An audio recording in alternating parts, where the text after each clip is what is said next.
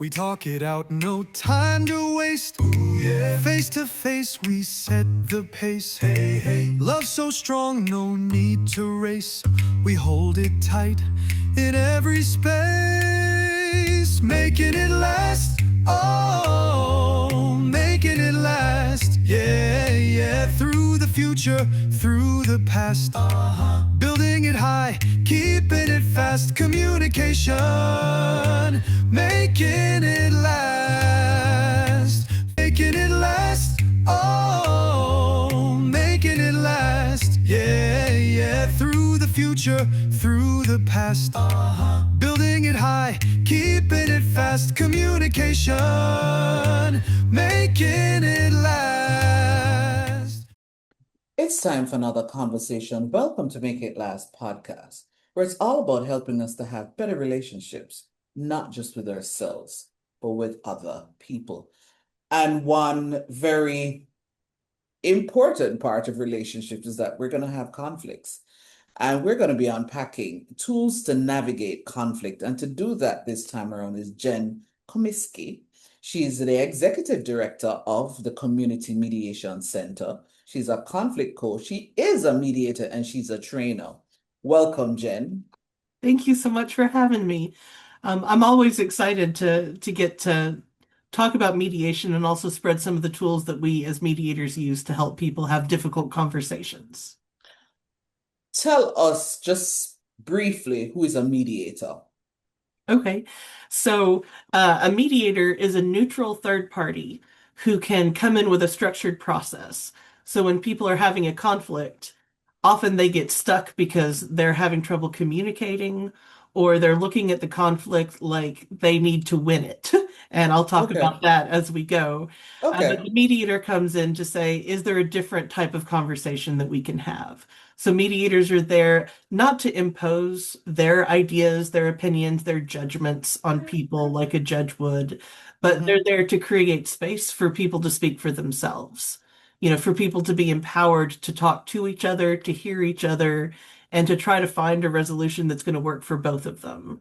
And so the mediator also respects their privacy by giving them a private place to have a confidential conversation and also respects their ultimate choices.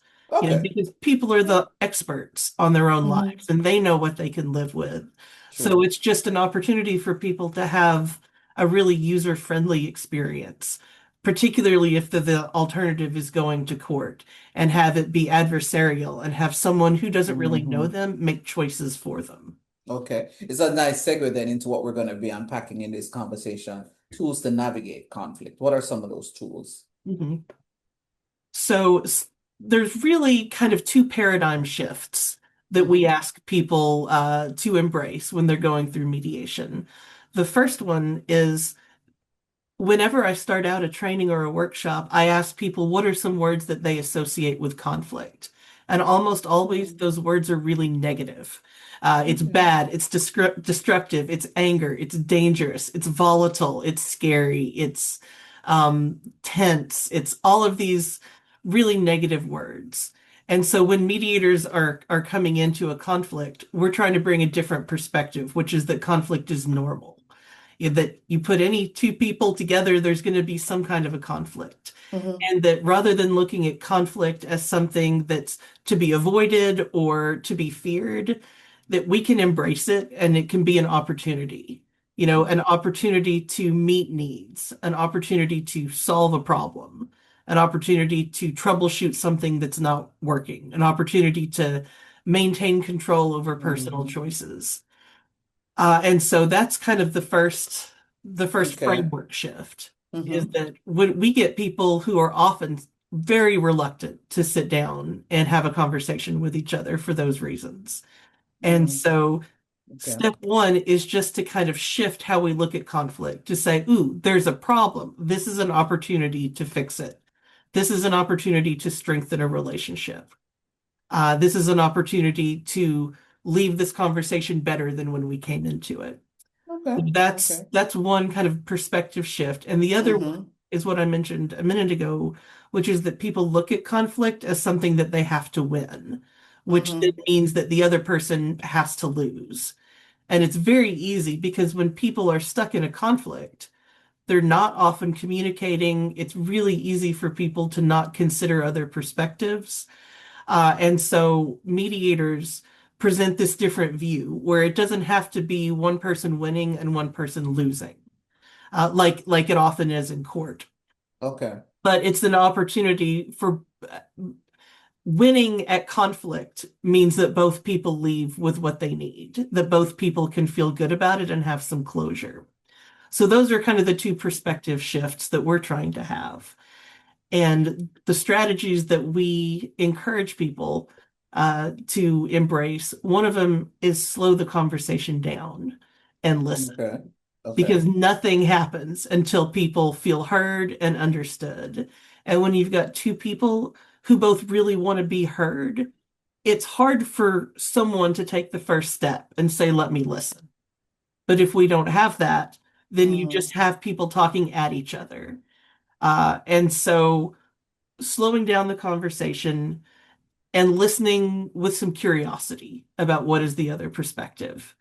And that feels counterproductive because it feels like if I'm listening and being curious about the other person, I'm not getting my needs met. I'm not getting my story heard. But what we find in practice is it's the opposite. That one person being the first one to listen, that is the best possible chance of them having their own story heard, is by listening first, because the other person's often not expecting that.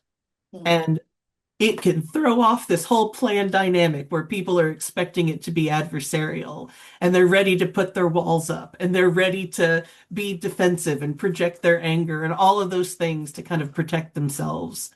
And when they're met with curiosity instead, it changes the whole tone of the conversation.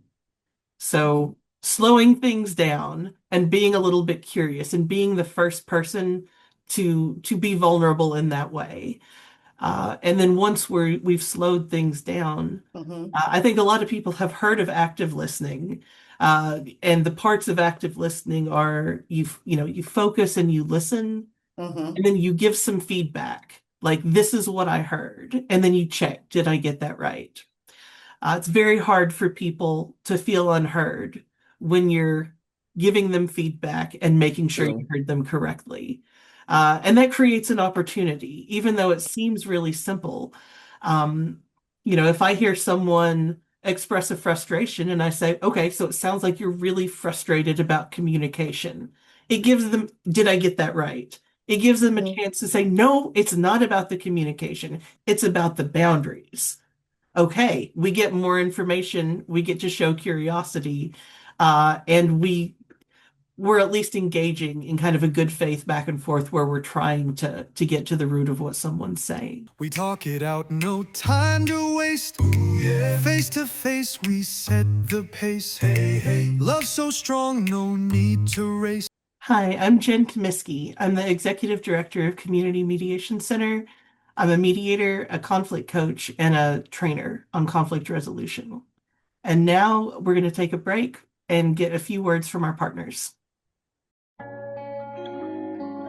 Langdo Language Institute was created to meet your language and communication needs. All of our packages were created just for you. We are passionate about language and dedicated to your success.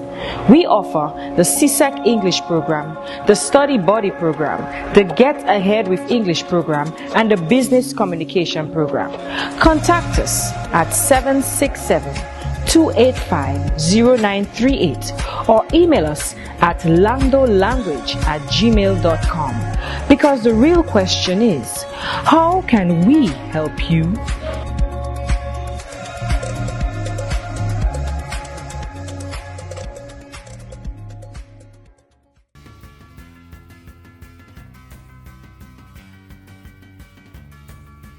Hello, my name is Nicky Mason, and I want to share with you my journey with Noreen Daly in my communication coaching sessions. As I went through the sessions with Noreen, I was able to recognize my strengths in communication.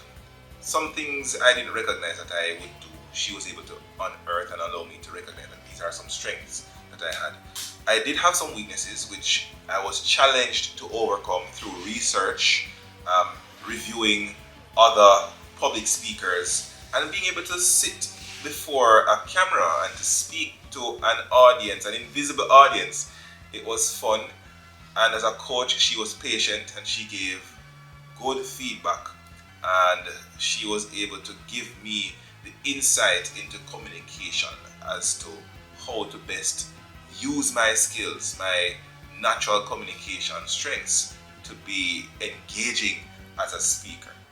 And I would recommend anybody who seeks to become a more competent communicator to enroll in her program, reach out to her, and I believe you're going to enjoy the journey as much as I did. Thanks.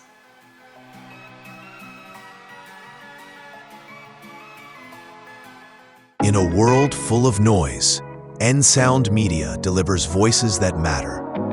From podcasts that challenge and inspire, to streaming TV that uplifts and informs, to music and stories you won't hear anywhere else. This is media built for community, culture, and truth. Independent, bold, unfiltered.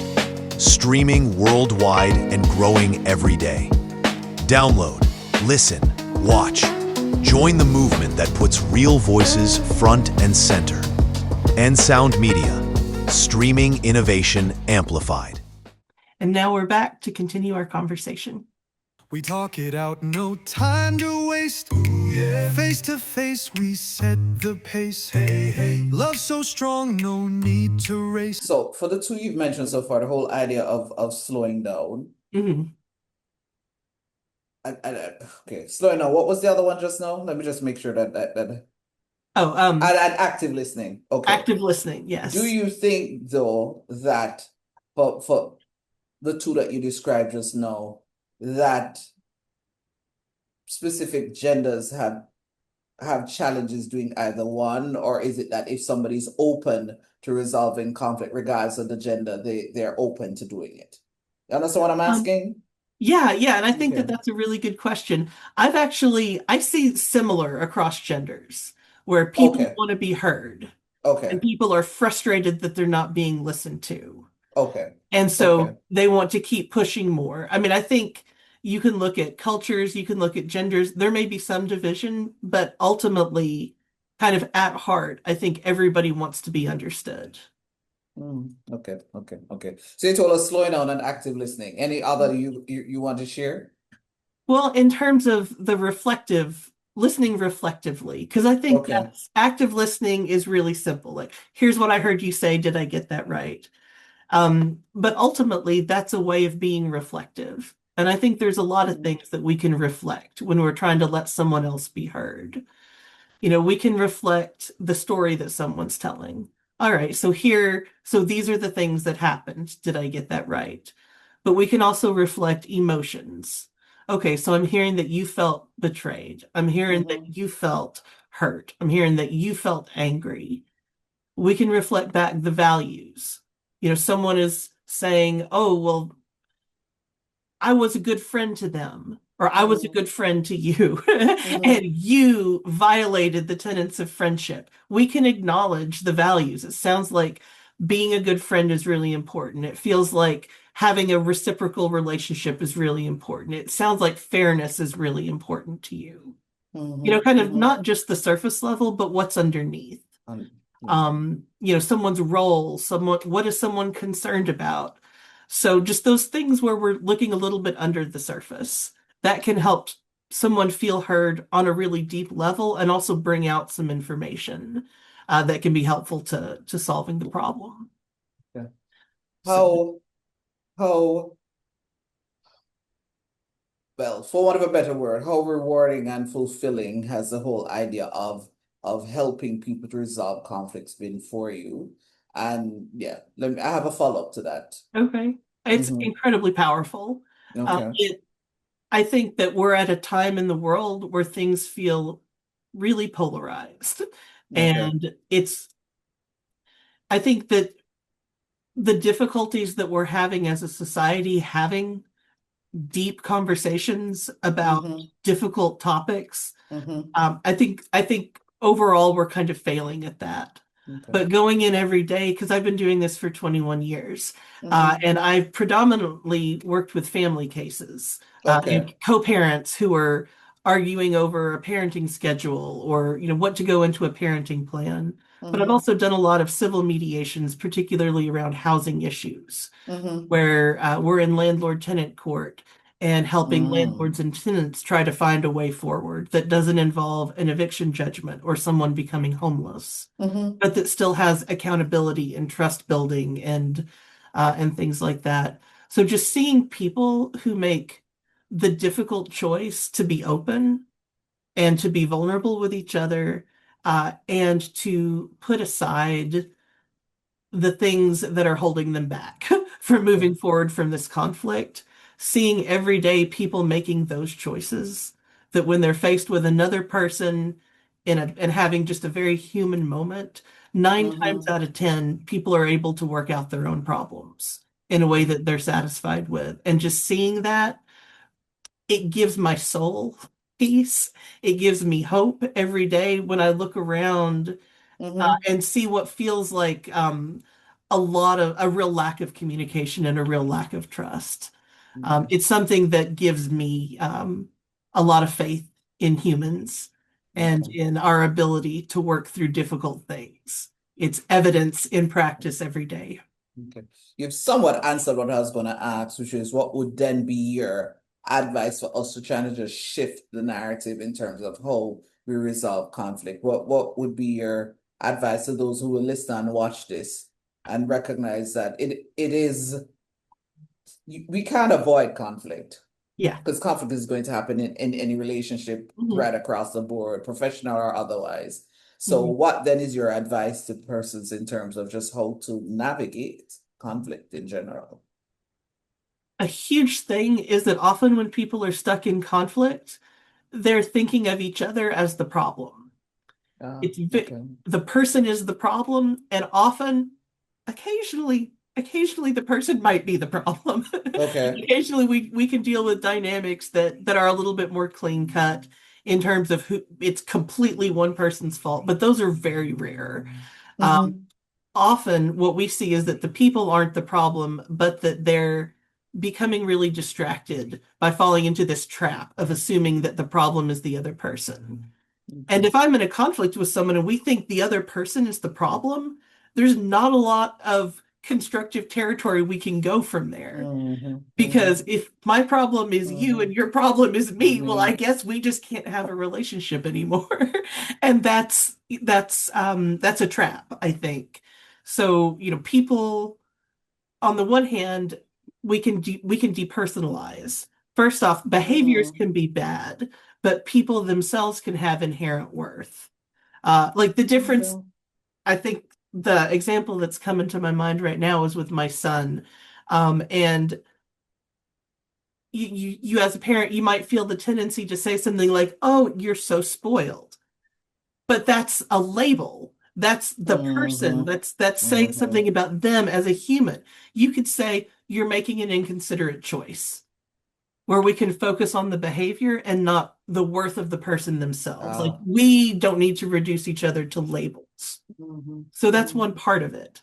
But the other part of it is a tool called externalizing, where we talk about the conflict as the shared problem. Maybe people are looking at each other and saying, "Well, you don't listen to me. You're a terrible listener. No, you don't listen to me. You're a jerk."